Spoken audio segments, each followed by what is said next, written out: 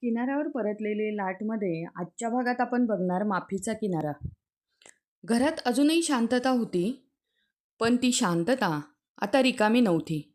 ती भरलेली होती अश्रूंनी, कबुलीनी आणि एका नव्या सुरुवातीने. विजय अजूनही मोनिकाला मिठीत धरून उभा होता. जणू त्याला भीती होती की ती पुन्हा नाहीशी होईल. मोनिका थरथरत होती. "मी तुला पात्र नाही," ती पुटपुटली. विजयने तिच्या खांद्यावर हात ठेवले. त्याचा आवाज आता शांत होता. पात्र नसणं आणि प्रेम मिळणं या दोन्ही गोष्टी वेगळ्या असतात. ती त्याच्याकडे पाहू लागली. डोळ्यात अजूनही अपराध होता. रोहिणी हळूच पुढे आली. तिने मोनिकाच्या डोक्यावर हात ठेवला. "तू चूक केलीस, पण तू स्वतःला संपवलंस ग." मोनिका रडत म्हणाली. "मी स्वतःला संपवलं नाही आई. मी स्वतःला रोज रोज मरू दिलं." त्या वाक्याने वातावरण जड झालं. विजय काही क्षण शांत राहिला. मग तो हळू आवाजात म्हणाला, "मला एक गोष्ट सांग." मोनिका दचकली. "तू जिवंत असताना मला का नाही सांगितलंस?" ती खाली पाहू लागली. भीती वाटली. "कशाची?" तिचा आवाज तुटला. "की तू मला कायमचा गमावशील." विजय शांत झाला. तो हळूहळू बाजूला गेला.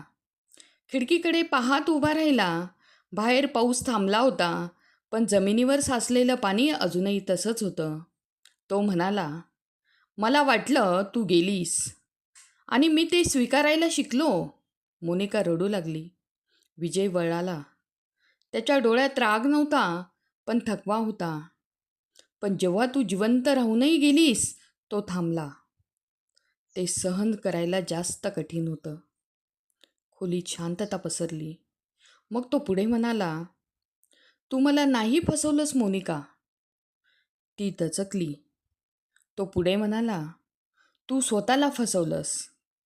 त्या शब्दांनी तिच्या छातीत वेदना उठली. ती खाली बसली. रोहिणी तिच्याजवळ बसली. तिच्या पाठीवर हात फिरवत म्हणाली, "पुरे आता.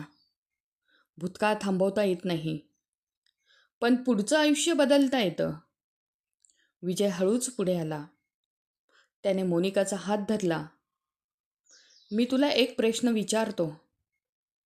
ती रडत मान हलवली. "तू आजही माझ्यावर प्रेम करतेस का?" क्षणभर वेळ थांबला. जणू जगही थांबलं. मोनिकाने त्याच्याकडे पाहिलं. तिच्या डोळ्यात भीती होती, अपराध होता, पण सत्यही होतं.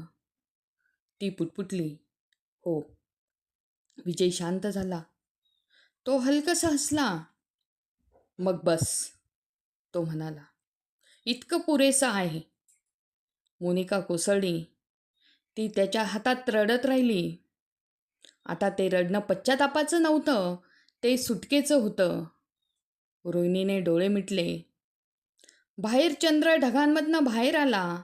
समुद्र शांत होता आणि देशमुखवाड्यात पहिल्यांदाच अपराधाऐवजी माफी श्वास घेत होती. चला तर मग पुढच्या भागात बघूया आपण नवा पहाटेचा प्रकाश. ते बघण्यासाठी चॅनलला सबस्क्राईब करा.